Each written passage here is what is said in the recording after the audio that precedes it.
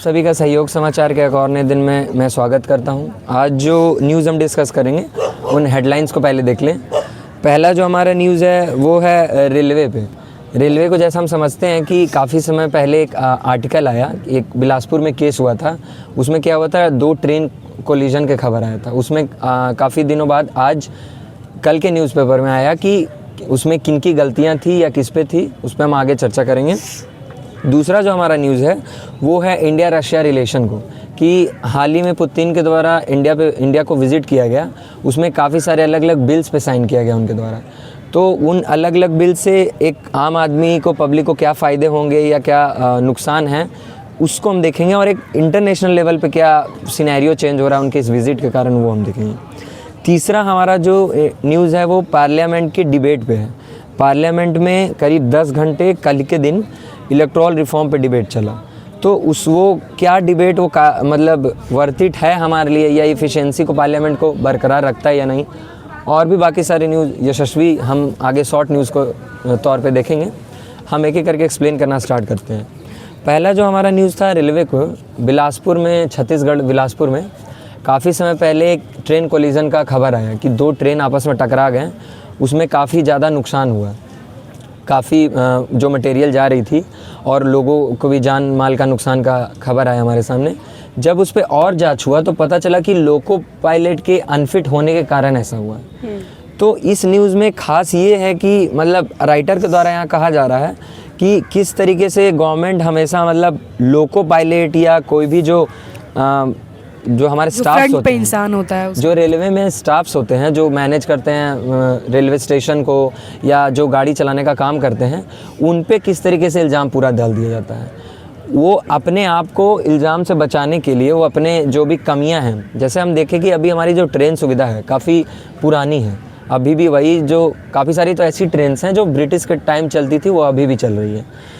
और सेम चीज़ राइटर यहाँ कह रहे हैं कि किस तरीके से एक लोको पायलट जो कि एक आम आदमी है जिसका कोई पावर नहीं है, अपनी पूरी मिनिस्ट्री अपने आप को बचाने के लिए इतने सारे जो अगर उसमें पूरा नाम आने लगा तो मिनिस्ट्री तक बात पहुँच जाएगी। रेलवे मिनिस्ट्री को भी काफ़ी सारे क्योंकि जब बजट पास होने का बात आता है तो वहाँ से ही बजट पास होता है, और बजट सबसे इम्पॉर्टेंट क्राइटेरिया रखता है। और इसमें ये आर्टिकल में 2 तरफा ये इतिहास के बारे में बताया गया कि किस तरीके से रेलवे की बजट, हम बात करें ब्रिटिश के टाइम से, आज से करीब रेलवे हमारा 1852 में पहला रेलवे लाइन स्टार्ट हुआ था इंडिया में, मुंबई में, थाने से मुंबई जाता था वो। तो उस समय से लेके आज तक का जो ये सफ़र रहा 2016 तक, उसमें क्या होता था कि रेलवे का बजट अलग आता था हमेशा। हम लोग जानते हैं अभी कि हम लोग, काफ़ी सारे लोग शायद नहीं जानते होंगे कि 2016 तक रेलवे का बजट संसद से अलग पारित होता था और एक कॉमन बजट पूरे देश का अलग था।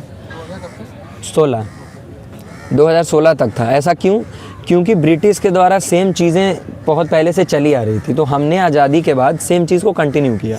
लेकिन जब 2014 में गवर्नमेंट में बदलाव आया, बीजेपी पावर में आई, और उस समय से बाद काफ़ी सारे नए नए चेंजेस आए, तो सेम चेंजेस रेलवे में भी हुआ। रेलवे में क्या चेंज हुआ कि उस समय से हमने अपने यूनियन बजट और रेलवे बजट को एक साथ मर्ज कर दिया।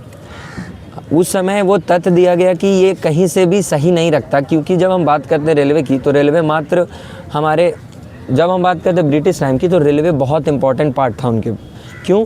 क्योंकि उनको वहाँ से सिर्फ सामान ले जाना, रॉ मटेरियल, हमारा फ़ायदा उठाना था, कहीं तो सीधा हमारे रॉ मटेरियल को किसी तरीके से ब्रिटेन पहुँचाना था। लेकिन जब वो बात आई हमारे टाइम की, जब हम आज़ाद हो गए, तो हमारे रेलवे का सिर्फ यह उपयोग नहीं रह गया कि हम उसका फ़ायदा उठाएं, हमारे लिए ये रहा कि किस तरीके से इंडिया में ट्रांसपोर्टेशन सिस्टम को इफ़िशियंसी बढ़ाएं। लोग कैसे, जो हमारे इतनी वास्ट हमारे डाइवर्सिटी और इतने बड़े क्षेत्र में फैला हुआ है भारत देश, उसको किस तरीके से रेलवे लाइन से हम जोड़ेंगे। तो उस चीज़ को देखते हुए हमारे यूनियन मिनिस्ट्री के द्वारा उस समय 2016 में रेलवे का बजट और यूनियन बजट दोनों को मर्ज करके एक नया बजट लाया गया जो अभी तक चलते आ रहा है। लेकिन यहाँ यही कहा जा रहा है कि बजट करीब, जो हमारा पूरा बजट होता है उसका 15% रेलवे को जाता है। तो इतना बजट होने के बाद भी हमारे देश में रेलवे एक सबसे कहें फेमस मोड ऑफ ट्रांसपोर्टेशन है। करीब कहा जाता है ऑस्ट्रेलिया और यूरोप की जनसंख्या इतना हमारे यहाँ पर डे पैसेंजर ट्रैवल करते हैं हमारे रेलवे लाइन से या रेलवे से। तो इतने बड़े पैसेंजर का नंबर होने के बाद, इतने बड़े फंडिंग होने के बाद भी हमारे देश में हर 1-2 महीने पे एक बड़े बड़े कोलिजन का खबर आ ही जाता है।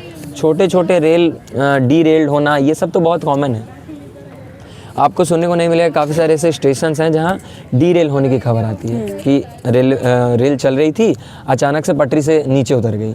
कभी कारण दिया जाता है कि किसी माओवादी के द्वारा वहाँ पत्थर रख दिए गए हैं, लेकिन कभी कभी दिया जाता है कारण कि रेल की पटरी की स्थिति काफ़ी ख़राब थी। तो ये सब चीज़ें क्यों कॉमन है इतने बजट होने के बाद भी, यही मेन इस आर्टिकल में बात किया गया है। और किस तरीके से हम लोग सेंटर लोको पायलट या स्टाफ जो कि एक कॉमन सिटीज गवर्नमेंट एम्प्लॉय है उस पर हम डाल दे रहे हैं, ना कि हम मिनिस्ट्री से एक कमिटमेंट मांग रहे हैं कि आपने जो कमिटमेंट किया है। सर, इसमें एक सवाल ये भी उठता है कि जो हम आम, जिसे आप कह रहे हैं लोको पायलट, उसे कैसी ट्रेनिंग दी गई रही होगी, उसे कैसे किसी ने जस्टिफाई किया होगा या कैसे उसको अप्रूव किया गया होगा कि आज उसे loco pilot as a appoint कर दिया गया है। तो इसमें कहीं ना कहीं क्वेश्चन मार्क यहाँ से भी उठता है कि सर आप कैसे लोको पायलट को आप अप्रूव कर रहे हैं, जो कि क्योंकि उसमें उसी की तो जान नहीं गई ना, उसमें लोग थे, पब्लिक थी। तो ये चीज़ है, मतलब वही उनके द्वारा कहा गया कि आपकी ट्रेनिंग सिस्टम क्या है, उस पर भी आपका सवाल उठता है। लोको पायलट तो मानते हैं वो होंगे, नौसिखिए होंगे या उनको सही से नहीं चलाई या उनके अनअवेयरनेस के कारण। काफ़ी सारे ऐसे खबर भी आते हैं, जोक है बहुत बड़ा, कि लोको पायलट ऐसा ऑब्जर्व किया गया है कि गेम खेलते मिले हैं, कि गाड़ी चल रही है और वो अपने फ़ोन पे गेम खेल रहे हैं या रील देख रहे हैं, ऐसी खबर मिलती है। इसमें लोको पायलट की सरासर डायरेक्टली गलती है।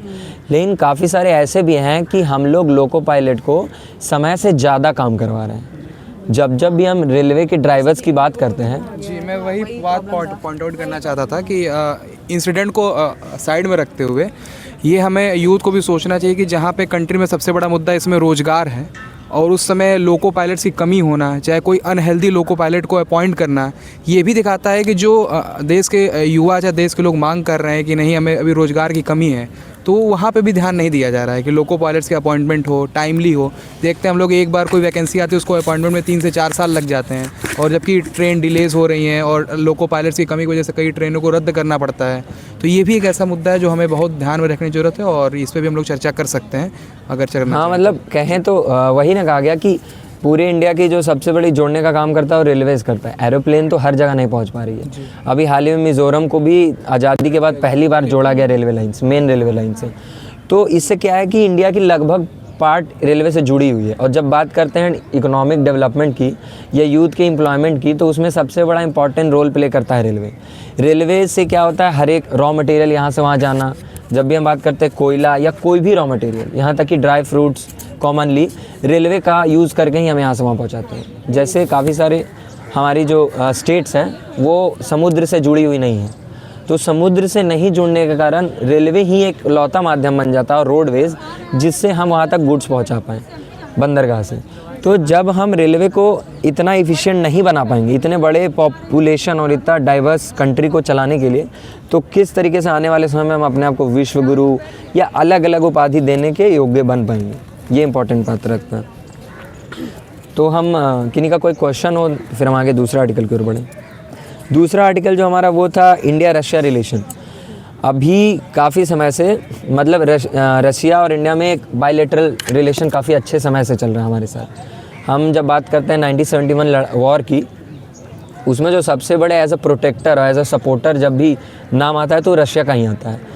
कहा जाता है कि अमेरिका के द्वारा काफ़ी बड़ा एक वॉर जो उनका अपना शिप होता है, वो नाम याद नहीं आ रहा, आप उन सर्च करेंगे तो उनके द्वारा वो भेज दिया गया था इंडिया पे हमला करने के लिए।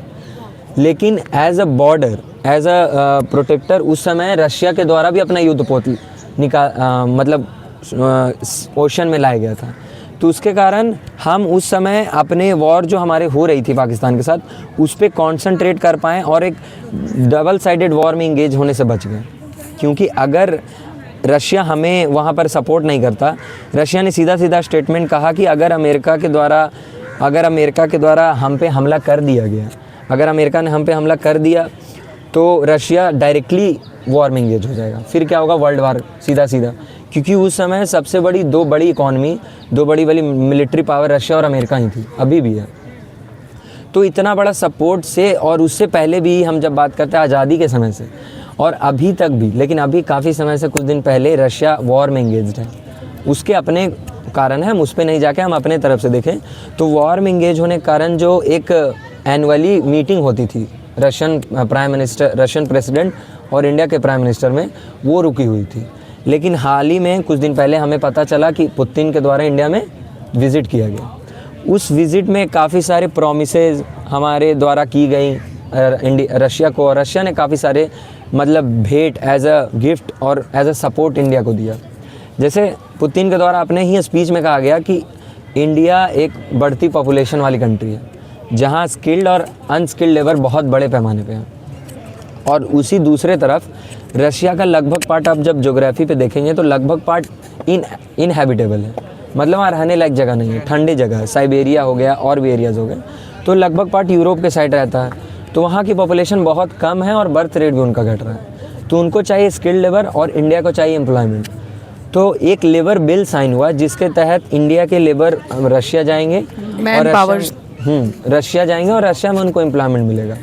और रशिया के गवर्नमेंट के द्वारा कहा गया कि हम उनको प्रोटेक्शन भी प्रोवाइड करेंगे। प्रोटेक्शन की बात यहाँ क्यों आई, क्योंकि हाल ही में रशिया में काफ़ी सारे हमारे इंडियन जो डॉक्टरी का पढ़ाई करने वहाँ जाते हैं, तो हाँ बेसिकली MBBS के लिए तो खबर ऐसी निकल के आई कि वहाँ से उनको पढ़ाई छोड़वा के और उनको मिलिट्री में डाल दिया गया, उनको वहाँ यूक्रेन से लड़ाई करने के लिए भेज दिया गया, सोर्स किया गया जॉइंटली। तो उस समय फिर वहाँ की गवर्नमेंट को भी ये बात नहीं पता है, वहाँ की रीजनल ऐसी काफ़ी सारी रशिया में क्या होता है कि जब लड़ाई होती है दूसरे कंट्री से तो वहाँ के जो लोकल ऐसे काफ़ी सारे मिलिट्री ऑर्गेनाइजेशन उनको हायर करते हैं वो, जैसे दुआन्स रीजन है क्रीमिया के पास वाला तो यूक्रेन में, वहाँ से काफ़ी सारे ऐसे लड़ाके हैं जो कि रशिया के लिए लड़ते हैं, तो उनके द्वारा वहाँ हमारे इंडियन स्टूडेंट को हायर करके और वॉर में भेज दिया गया, वो गए थे पढ़ने।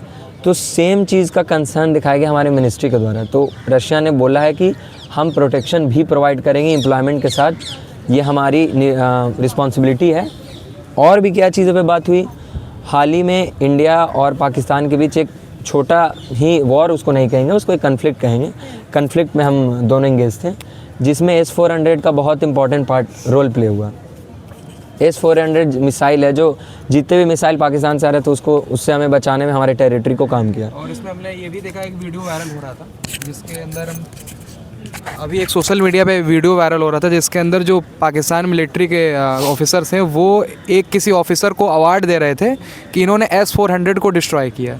तो इससे हम क्षमता का मापन कर सकते हैं कि S-400 कितना बड़ा डिफेंस का सिस्टम हमारे पास है और जिसने हमारे देश की रक्षा की ड्यूरिंग वॉर टाइम जो ऑपरेशन सिंदूर के टाइम, ऑपरेशन सिंदूर। तो ये हमारे लिए बहुत गर्व का विषय है और S-400 इसी तरह हमारे डिफेंस सिस्टम में वर्क करता रहे और इसमें इम्प्रूवमेंट भी ला सकते हैं हम। इसीलिए रशिया के द्वारा और बताया गया ऐसा कि आने वाले समय में हम आपको और S-400 आपके कंट्री में शिपिंग होगी, तो ये एक और पॉजिटिव न्यूज़ है। तीसरा जो हमारा इम्पॉर्टेंट न्यूज़ है वो ये है,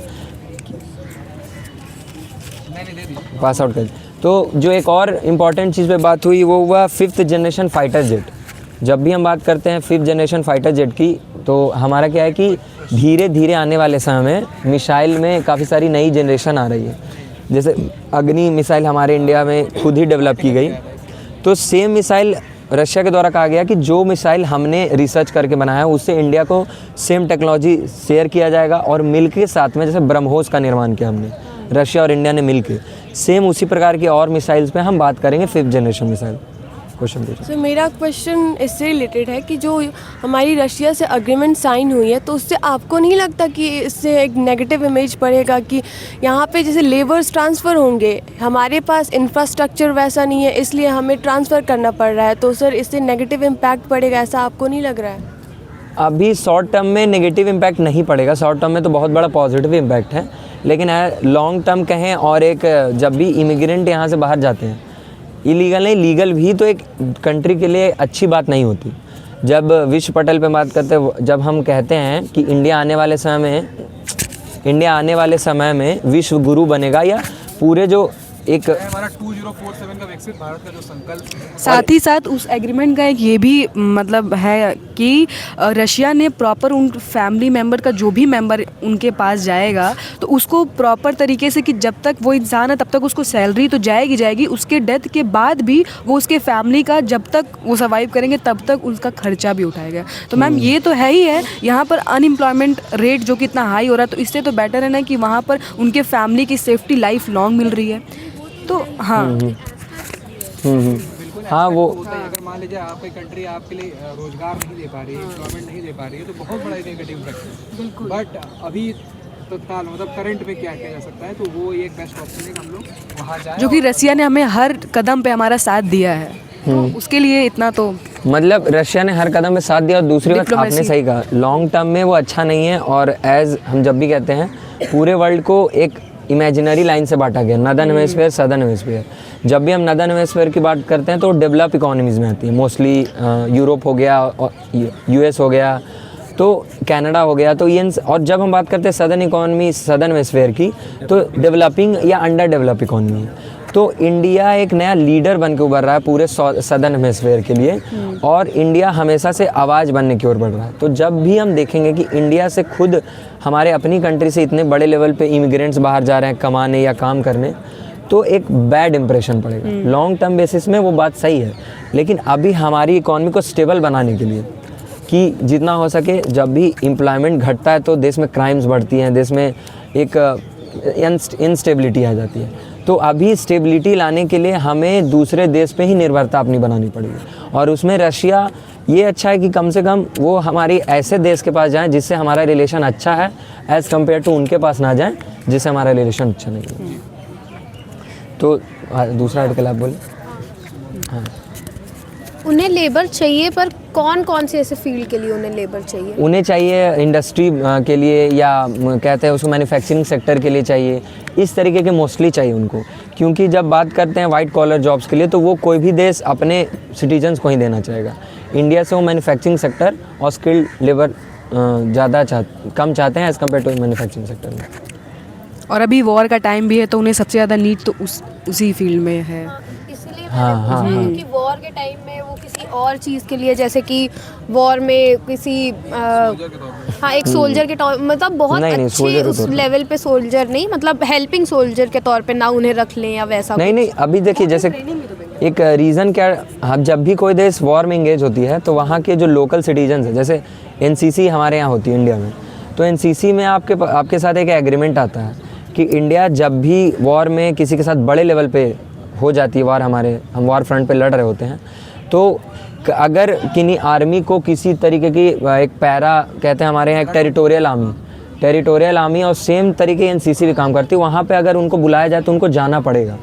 सेम चीज़ें हो रही है रशिया में इतने बड़े लेवल पे वहाँ के मिलिट्री में लोगों की कमी हो रही है कि वहाँ के लोकल सिटीजन जो कॉमन आदमी हैं, जो कभी वॉर या वायलेंस के तौर पे कभी उस तरफ नहीं गए, उनको भी बढ़ चढ़ के हिस्सा लेना पड़ रहा है।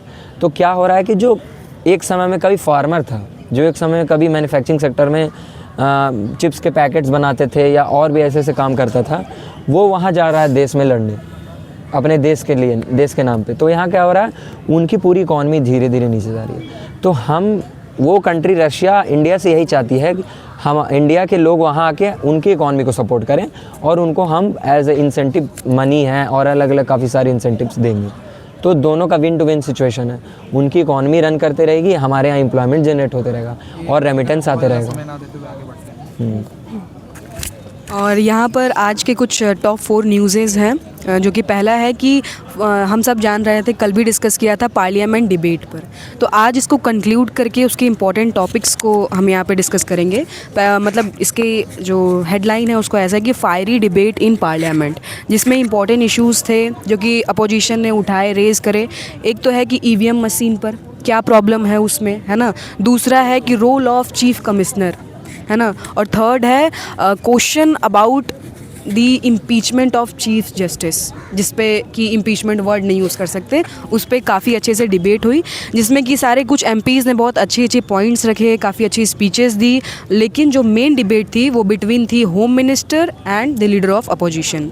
And the second one is कि यूएस इंडिया ट्रेड टॉक्स, जो कि कल भी हमने अपना पॉइंट रखा था, लेकिन आज हम इसमें कहेंगे कि यूएस के जो रिप्रेजेंटेटिव्स हैं उन्होंने क्या कहा है। तो उन्होंने कहा कि दे सेड कि US has received best ever offer from India. मतलब अब तक के मतलब इतिहास में कह सकते हैं कि यूएस ने एक बहुत ही बेस्ट ट्रेड टॉक मतलब ट्रेड डील इंडिया ने उसे ऑफ़र करी है, जिसमें कि है कि यूएस हमेशा से चाहता है कि इंडिया को कहता भी है कि हम एक बहुत बड़े फ्लेक्सिबल मार्केट हैं जिसमें वो अच्छा इन्वेस्ट अच्छा हमको एक्सपोर्ट कर सकता है।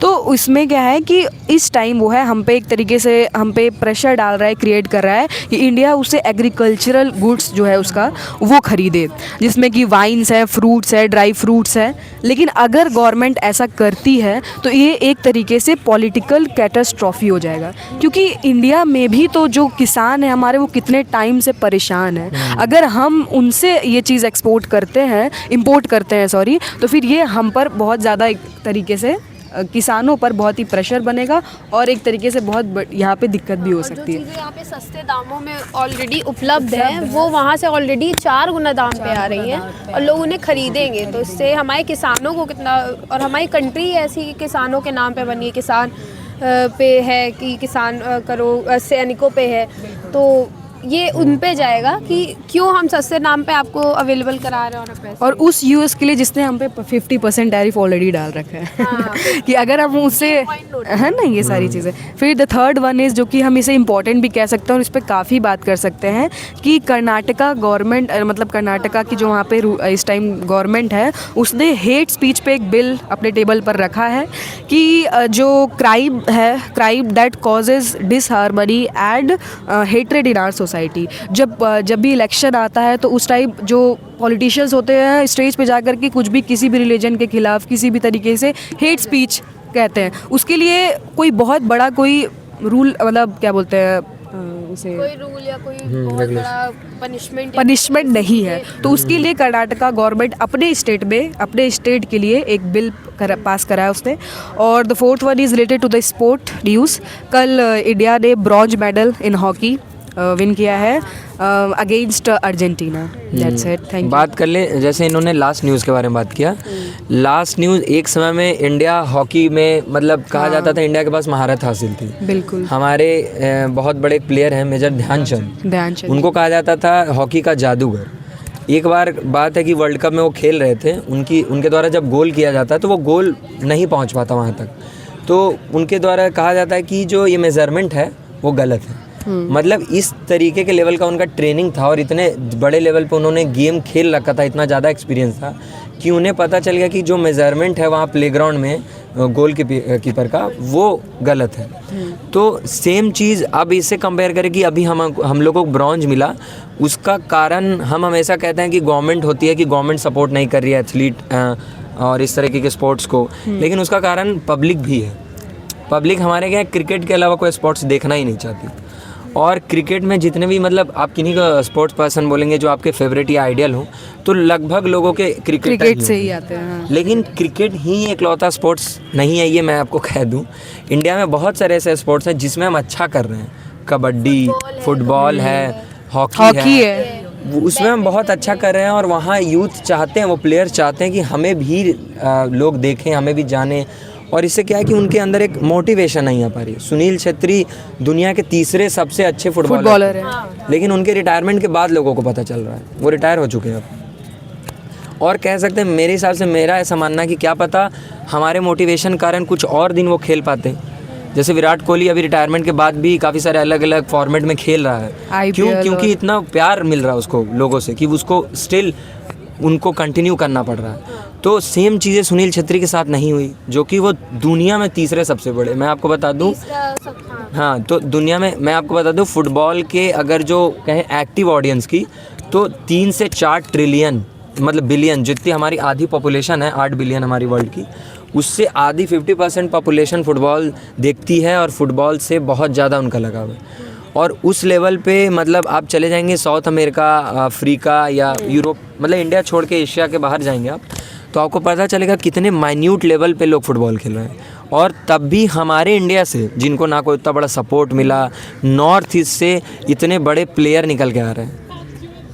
तब भी उनको इंडिया के द्वारा ही सपोर्ट नहीं मिला। इंडिया के द्वारा सपोर्ट मिला, इंडियंस के द्वारा नहीं मिला।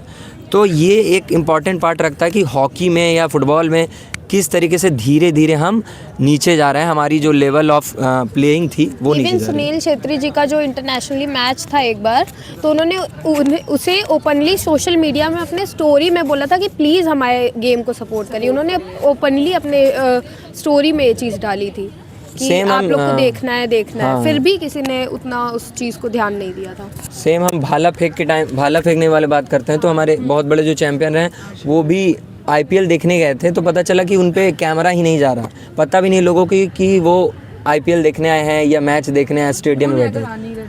नीरज इसमें कहीं ना कहीं गवर्नमेंट का भी हाथ है।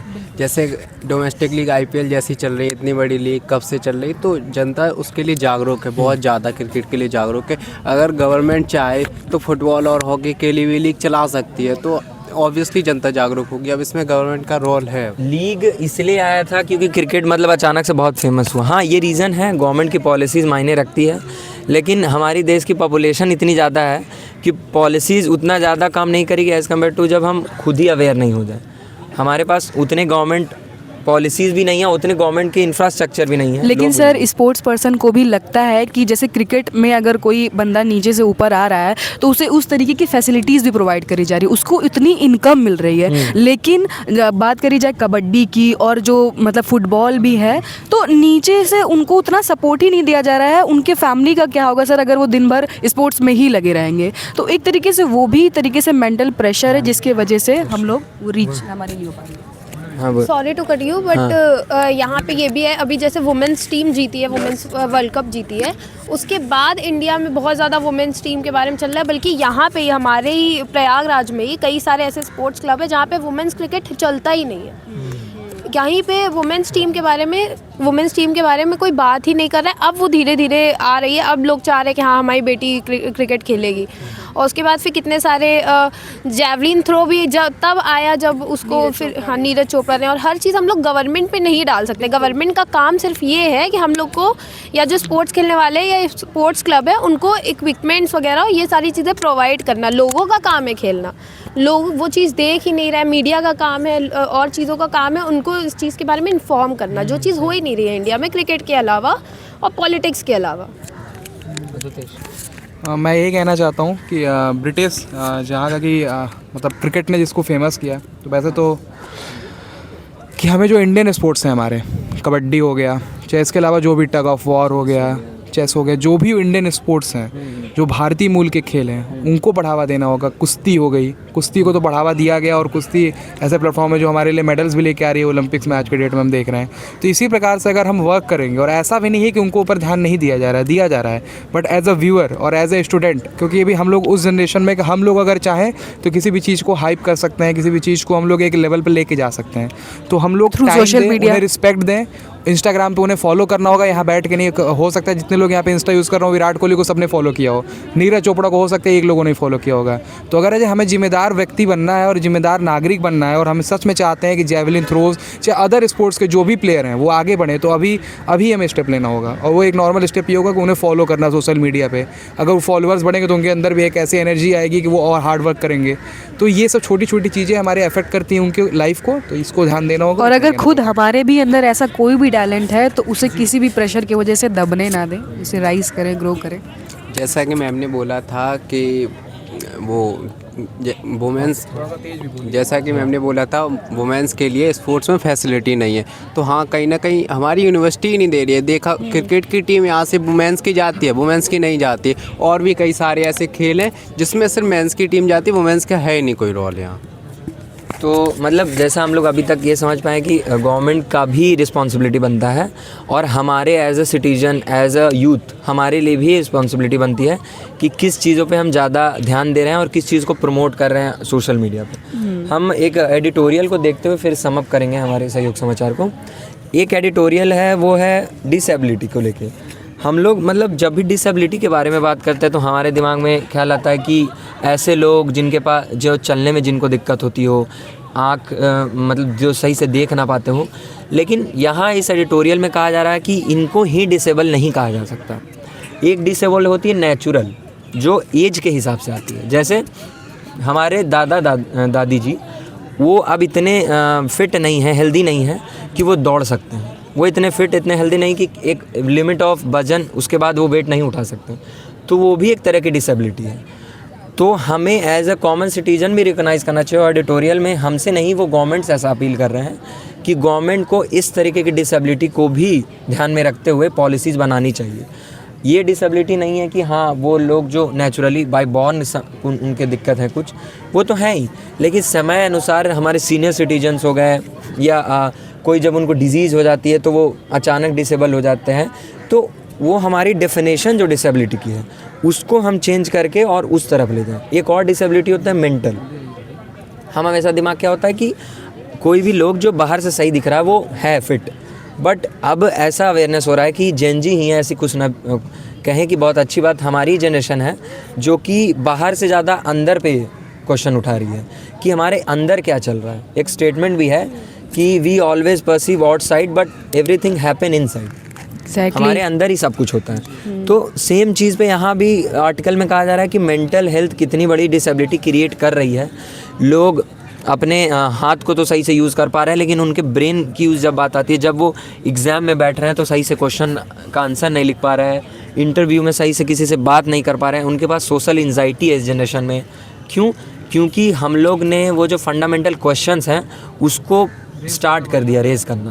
पहले क्या था कि ठीक है इस तरीके की चीज़ें नहीं होती है, घूम के आ जाओ, गाना गाओ, डांस कर लो, इस तरह की चीज़ें हैं ही नहीं। हम लोग बिलीव ही नहीं करते। सोशल मीडिया के थ्रू किसी दूसरे की लाइफस्टाइल हमें नहीं जब तक दिखती थी तब तक we all are happy in our, है ना, सराउंडिंग। बट तो एक तरीके के हमारे यहाँ जब हमने दूसरों को लाइफ को देखा, एक कहा जाता है ग्लोबल विलेज बन गया।